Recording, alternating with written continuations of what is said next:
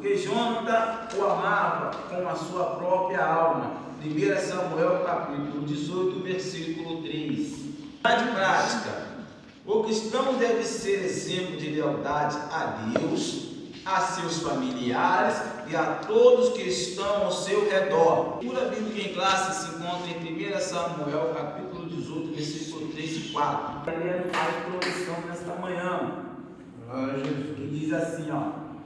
Na introdução, irmãos, a gente vai falar praticamente aquilo que a gente vai estar estudando nessa lição aqui. Bom, então, quando nós nos perdemos, nós voltamos lá para a introdução, que a gente se apega de novo ao que o texto, ao que a lição está falando. Jônatas entrou para a história à sombra do pai, mas pouca coisa herdou do seu genitor. Demonstrou ser um guerreiro cheio de coragem e determinação.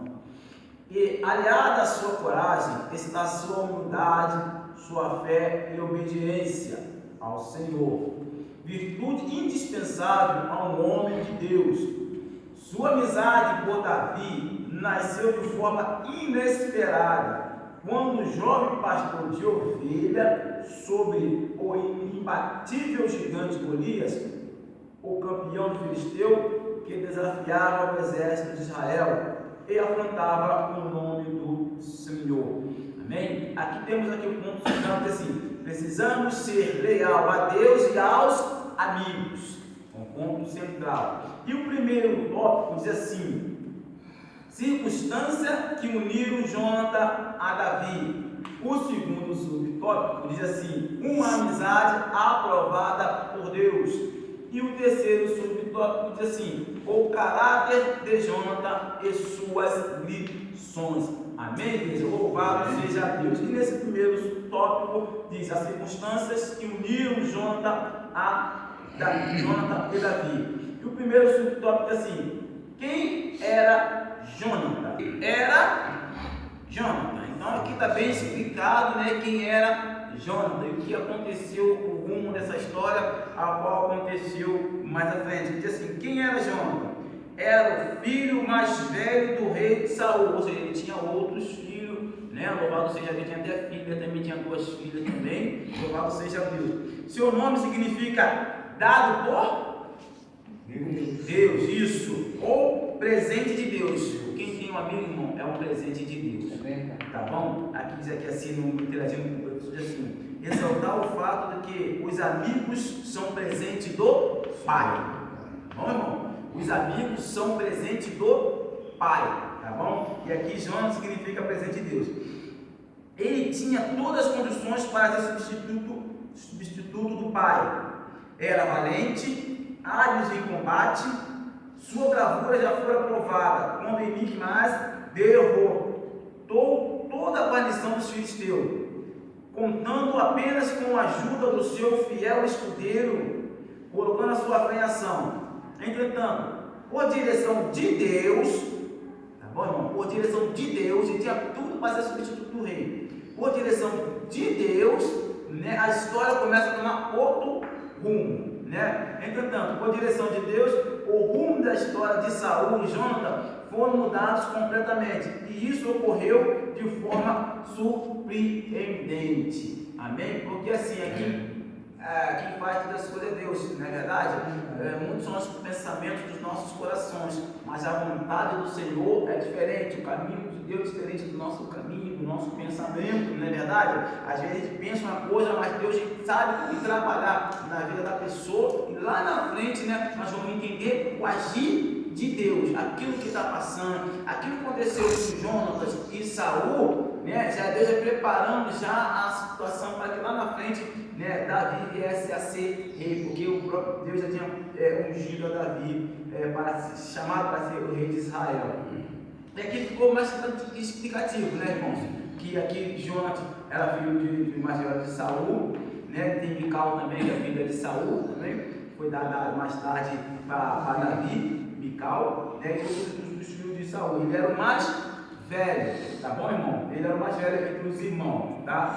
Aqui a bravura dele, eu vou comentar nesse tópico também, irmão, que ele chegou em tal certo lugar, Miquimás ali assim, ele e o escudeiro dele foram gateando de mansinho entraram ali e fez uma pergunta ao Senhor. E mediante a resposta que ele ouviu do inimigo, ele falou: não, se eu ouvir dessa maneira, Deus me deu a vitória. Se eu não ouvir dessa maneira, então é sinal que eu não vou ter vitória, para a gente não ir. Então ele orou a Deus primeiro antes de a batalha, antes de atacar o exército dos filisteus, e assim Deus confirmou. Nós vamos ver mais à frente, tá bom?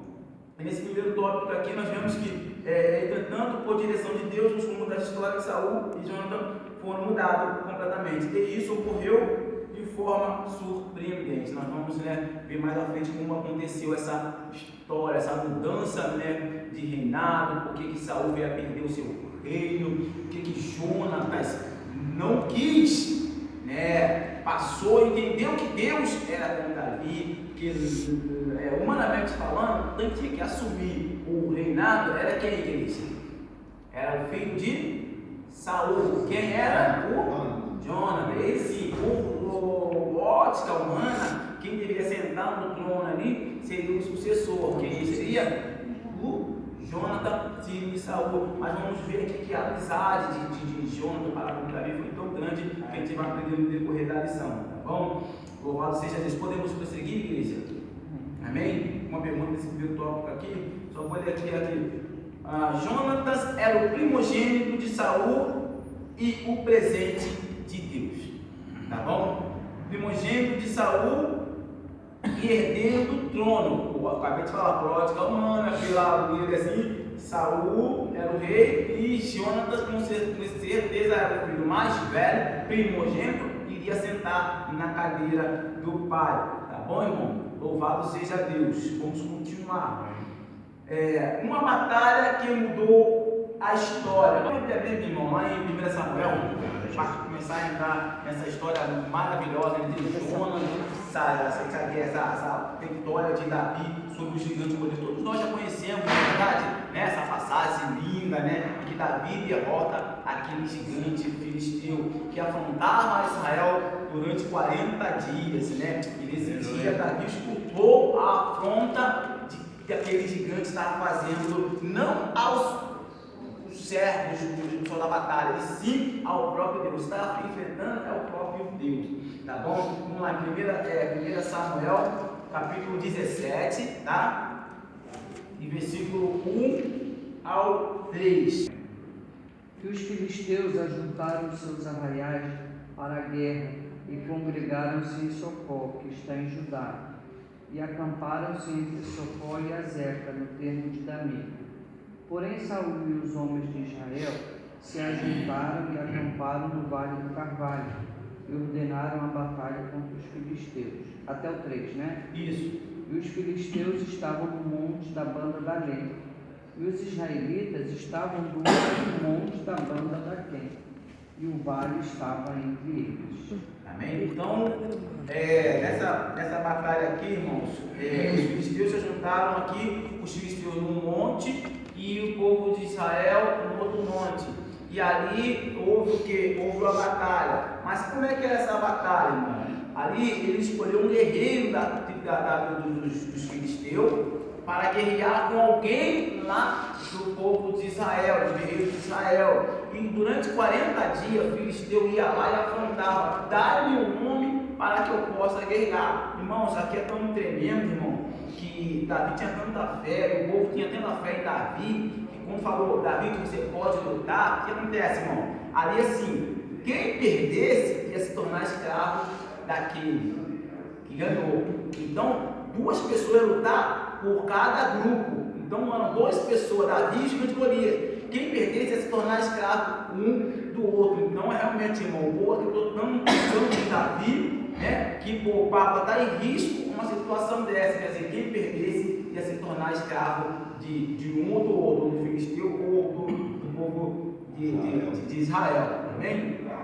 E diz assim, Israel estava no campo de batalha contra os filisteus, no monte, no vale do Carvalho, e os filisteus estavam ao lado oposto no vale, também sobre um monte. Nós acabamos de ler, essa irmã lá leu. Um gigante filisteu, irmãos, ele tinha cerca de 3 metros, irmão. Ele era muito grande, irmão. Imagine só um grandão, gente. 3 metros é muita coisa, irmão. Não é verdade? Então, isso aí botava o povo de Israel com medo, irmão. Via aquele homem desse tamanho aqui, assim, aquela mão grandona, aquele perdão, aquela lança gigante. Aí ele apontava, dai meu homem para que lute comigo, né? Sempre apontando. E o povo de Israel ficava com medo, né? Os guerreiros de Israel. E o próprio irmão de Davi também estava ali. Eliabe, né? Que era de guerra ali, todo fortão também estava ali. Só que também não guerreou. E Jonas também estava ali, irmão. Jonas, juntamente com Saul, estava ali. Vamos continuar aqui. Um gigante filisteu no monte de nome Golias, campeão do seu povo, desafiava os exércitos de Israel, mas ninguém tinha coragem de enfrentar o inimigo. O clima de medo denunciava a provável derrota de Israel. Agora vamos continuar aí mesmo aberto. O tipo de coragem que é assim, aí, aí ninguém ia, irmão, todo mundo ficava com medo, por causa do tamanho do rapaz, esse gigante, né? 3 metros que conta a história, aquele 3 metros. Ouviram então Saul e todo Israel essa palavra do filisteu, espantaram-se e temeram muito, então estavam com medo. A Bíblia relata, irmão. É por isso que a Bíblia, irmão, ela não foi escrita por homem. Se fosse escrita por homem, cobria assim, não, já não estava com medo. Foi inspirado pelo Espírito Santo. Escreve isso aí. Se fosse escrita por homem, não relatava o pecado de Davi. Fala assim, não, Davi, como o coração de Deus, não pode dar esse pecado aqui não. Se fosse escrito pelo homem, mas pela Espírito Santo, pode sair. Por isso que a Bíblia diz que não dizia que o povo estava com medo, né? Desse gigante. Então, ela é inspirada pelo Espírito Santo. O homem escreveu, mas o Espírito Santo fala, bota isso aí, porque fica aqui em relato também. Tá bom, irmão? Vamos continuar assim. Ouvindo então Saul, todo Israel, essa palavra, os filisteus espantaram-se e temeram-se muito. Estavam com medo. Então aqui, ó, o clima de medo denunciava a provável derrota de Israel. Então nesse tópico aqui, uma batalha que mudou a história. Irmão, nessa batalha tem que entender que Davi, o Jonas estava presente, amém? Vamos passar para o tópico 3, amém? Nosso irmão Jessé chamou Davi, fala ver como é que está a batalha, leva esse alimento aqui, entrega aos soldados e também ao chefe, os capitão que está de frente lá. E Davi deixou as ovelhas lá e foi até o local da batalha. Aqui vale 1 Samuel 17 ao 21, 12 ao 21, que é bastante a lição aqui, vem dizendo aqui sobre os 3 filhos de 17 que estavam na guerra, e diz aqui no versículo 17, deixa eu ler aqui para os irmãos, 17, 16, diz assim: chegava o povo filisteu pela manhã e à tarde, e apresentou-se por 40 dias. Então todo dia o filisteu chegava lá de manhã e de tarde, dá-me um homem para lutar comigo. De manhã, aí de tarde também, dá-me um homem. E o povo de Israel com medo ali, né? No início se apresentando. E diz a Bíblia aqui que Davi foi nesse dia, ele foi e ouviu apresentar aquilo que o gigante estava falando. Aqui, deixa eu botar aqui. Versículo 20, 17 e 20. Davi então se levantou pela manhã bem cedo e deixou as ovelhas a um lado e carregou-se para partir como já se ordenara. E ao chegar ao lugar dos carros, quando já Arraial saía em ordem de batalha e os gritos clamavam a peleja, os israelitas e os filisteus puseram-se em ordem em fileira contra fileira. E Davi deixou a carga e trouxe na mão da guarda a bagagem e correu a batalha. E chegando, perguntou ao seu irmão que estava bem. Amém, irmão? Então Davi foi, o pai dele chegou lá, ele deixou o negócio ali e foi próximo da batalha. Perguntou: como é que está aí a batalha aí, meu irmão? Como é que está aí? Está tudo bem? Está tudo bem? Né? E Davi não sabia. Vamos lá, olha aqui.